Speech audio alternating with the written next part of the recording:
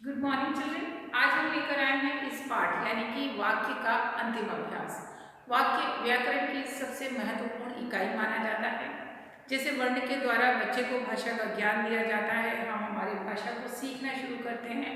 वर्णों के द्वारा वर्णों से शब्द बनाते हैं, शब्दों से वाक्य बनता है और वाक्य से विभिन्न प्रकार की बातों से अपनी भाषा को परिपक्व करते हुए हम निबंध, लेख, संवाद, कविताएं लिखते हैं और अपनी बात दूसरों तक मौखिक या लिखित रूप से पहुंचाते हैं।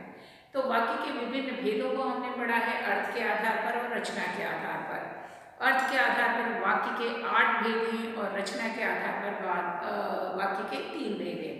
तो वाक्य के तीनों भेदों की चर्चा हमने की, किस प्रकार वो परिवर्तित होते हैं वो भी हमने देखा। अब हम बात कर रहे हैं वाक्य के अर्थ के आधार पर। हमने विभिन्न उदाहरण बता दिए, भेदों से आपको परिचित करा दिया है।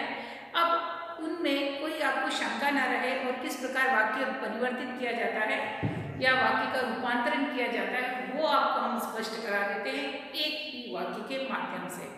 तो यहाँ पर आप देख सकते हो कि अर्थ के आधार पर वाक्य रूपांतरण के, अगर एक वाक्य दिया जा रहा है और आपको उसको अर्थ के आधार पर 8 रूपों में लिखना है, एक ही वाक्य को अलग अलग प्रकार से, तो कैसे लिख सकते हैं? तो आपको वो अंतर भी क्लियर हो जाएगा। आपकी दुविधा जो मन में अगर उनको लेकर कोई है, कोई कन्फ्यूजन, वो भी खत्म होगा। तो हम क्या करते हैं, विभिन्न उदाहरण, एक उदाहरण को अलग अलग भेद में कैसे परिवर्तित करेंगे वो देखते हैं। तो विधानवाचक वाक्य है, दीपक चित्र बनाता है। दीपक के द्वारा चित्र बनाने का काम हो रहा है, ये विधानवाचक साधारण वाक्य है, विधानवाचक का उदाहरण। अब इसे अगर हमें निषेधवाचक में परिवर्तित करना है यानी नेगेटिव में, नकारात्मक में, तो आप लिखोगे दीपक चित्र नहीं बनाता है। आपने क्या किया, उसमें नहीं लगा दिया, ना का भाव आ गया।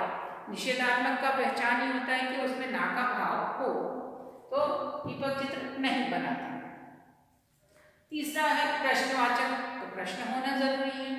तो क्या दीपक चित्र बनाता है, क्या लगाया और आपने क्वेश्चन मार्क यानी प्रश्न सूचक चिन्ह लगाया, तो उससे हमें पता चल गया कि ये प्रश्नवाचक वाक्य है, क्योंकि इसमें प्रश्न पूछा जा रहा है, प्रश्न का बोध हो रहा है और प्रश्न सूचक चिन्ह भी हमने लगाया है। प्रश्नवाचक। अब होता है इच्छावाचक। इच्छावाचक में हमने देखा कि किसी की आशा होती है, किसी का आशीर्वाद होता है ना, किसी की चाहत, कोई कुछ चाहता है। दीपक अच्छा चित्र बना पाए, मैं चाहती हूँ, मेरी आशा है, मेरा आशीर्वाद है कि वो अच्छा चित्र बना पाए, यानी कि चाहना कि दीपक अच्छा चित्र बना पाए, ये मुझे, मेरी सोच है, मैं चाहती हूँ। फिर संदेहवाचक, जिसमें होने का संभव नहीं हो, शंका या डाउट हो स्थिति। शायद दीपक चित्र बना पाए, शायद दीपक चित्र बना पाएगा, शायद दीपक चित्र नहीं बना पाए, तो शायद आ गया यानी कि संदेह आ गया, डाउट आ गया, वाक्य में संदेहवाचक वाक्य हो गया।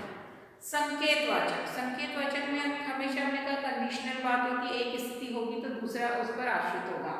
दीपक चित्र बनाता तो जीत जाता, यहाँ पर तो के द्वारा आपने वाक्य बनाया, यहाँ शायद से पहचाना था। तो संकेत का मतलब क्या होता है, कोई आप हिंट क्लू दो, अगर दीपक चित्र बनाता तो जीत जाता, दीपक चित्र बनाता तो जीत जाता, यानी कि एक वाक्य दूसरे पर कैसे निर्भर कर रहा है, संकेत है उसमें। अब 2 वाक्य रह गए, रहा आज्ञावाचक। तो आज्ञावाचक यानी जिसमें किसी को आप किसी चीज को करने की आज्ञा देते हो, या तो अनुमति देते हो या प्रार्थना करते हो। तो आप कह सकते हो दीपक चित्र बनाओ, आपने दीपक को आज्ञा दी, दीपक चित्र बनाओ, ठीक है, दीपक चित्र बनाना, ठीक, आपने चित्र बनाने की अनुमति दी। फिर विस्मय। विस्मय यानी हैरानी, आश्चर्य, चाहे वो खुशी में हो, चाहे दुख में हो, चाहे घृणा में हो, तो आश्चर्य और विस्मय दर्शाने वाले वाक्य विस्मय सूचक। अरे वाह, दीपक ने सुंदर चित्र बनाया, वाह वाह कितना सुंदर चित्र बनाया। तो वाह, अरे वाह, ऐसे शब्दों में विस्मय सूचक चिन्ह के साथ जो वाक्य आते हैं वो विस्मय वाचक वाक्य कहलाते हैं।